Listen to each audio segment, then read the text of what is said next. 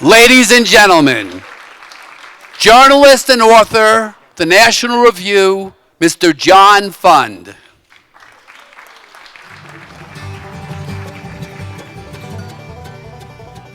Very hard to begin after you've just had a wonderful lunch outdoors.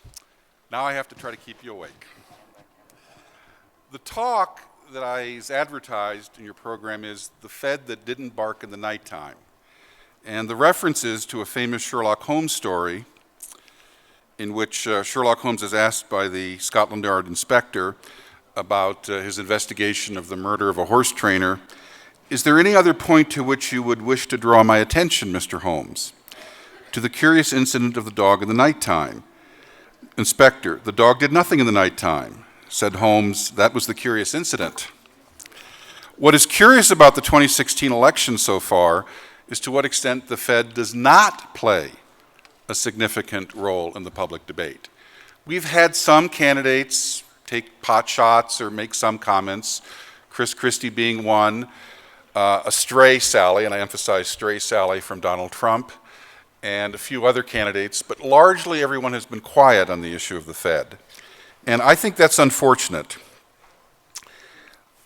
I myself have learned a lot from the previous speakers just this morning. And perhaps in order not to repeat their excellent comments, I'll just give you my own two aha moments when I encountered the reality of the Fed. The first was about 2006, the height of the housing bubble. And my old boss, Robert Novak, the late columnist, and I had lunch. And he said, I just came from a meeting with a Fed official who was present at the FOMC meeting. And of course, the Fed back then was basking in the afterglow of Greenspan. The Fed had almost become a deity in many people's eyes. And he said, at this FOMC meeting, a very important Fed official stood up and said, we have finally reached perfect equilibrium. And then he paraphrased Mark Twain's famous comment. Mark Twain famously said once, everyone talks about the weather, but no one does anything to change it. And this very top Fed official stood up and said, we have reached perfect equilibrium as regards to the Fed. Everyone is talking about us, but nobody is talking about changing us. Well, that didn't last, or at least I certainly hope it doesn't. The next aha moment was 2004 when I went to a visit in Japan at the behest of the American Enterprise Institute, and we sat with some very senior Japanese economic officials, and of course, they were just entering the second of their lost decades of economic growth and stagnation.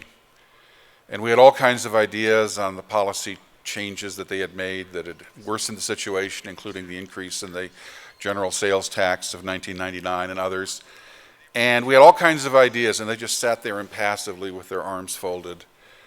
And finally, after a very long silence, and we had basically told them everything we thought would be good advice, one of them opened his eyes, looked at me, and said, don't worry, someday very soon you will be walking in our shoes.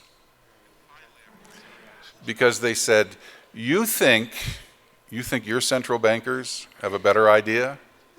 No. And you know what? He was right. That was a decade ago.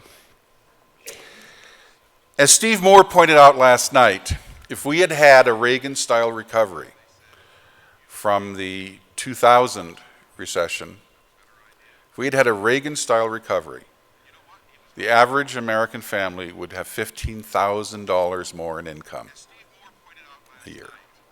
$15,000. That's our lost decade and a half, just there. And as Steve pointed out, the reality is the average American family has lost $1,000 a year in income. So we have a lost decade and a half. And of course, we also have inherited other problems. As you know, we had a tech bubble, then we had a housing bubble. Now we have a government debt bubble, courtesy of the Fed. Since 2008, the world has staggered to absorb the shocks of that year's crisis, piling on debt, vastly increasing the money supply.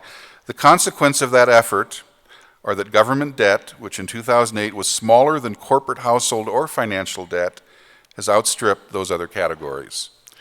As the New York Sun recently pointed out, quote, interest rates on government debt have been maintained at minimal rates, and the United States has notoriously issued trillions of dollars of debt to the Fed rather than face the interest music of an arm's-length debt auction to free market buyers.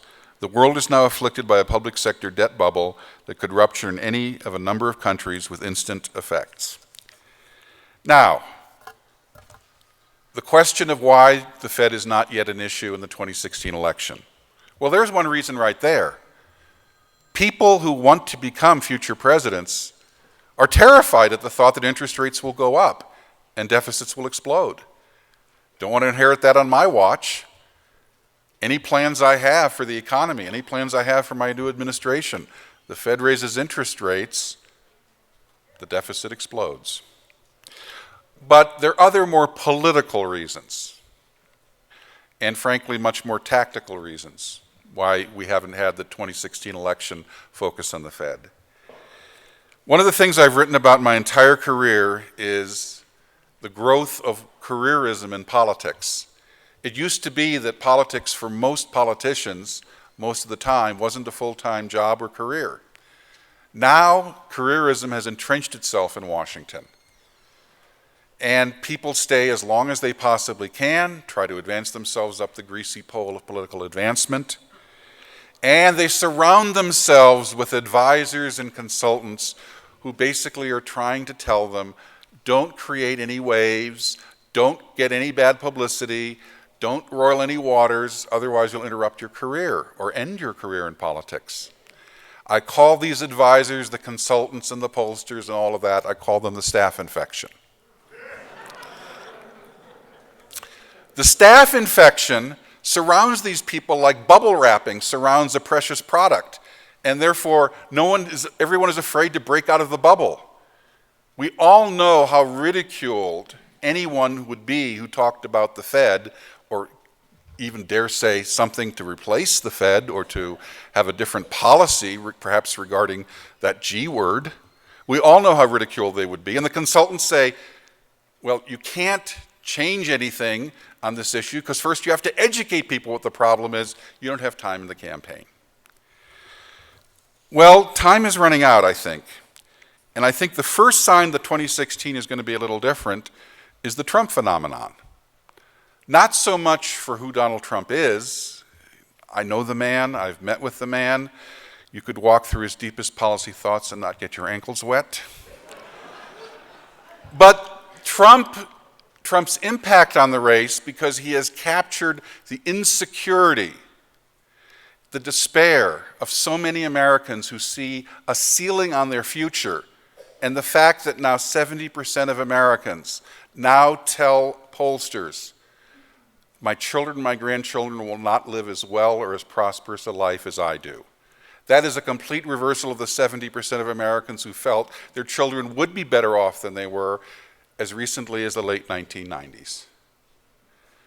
This is the sea change in American attitudes. It's why Donald Trump, for all of his life-sized faults, can go out and say the American dream is dead and get applause.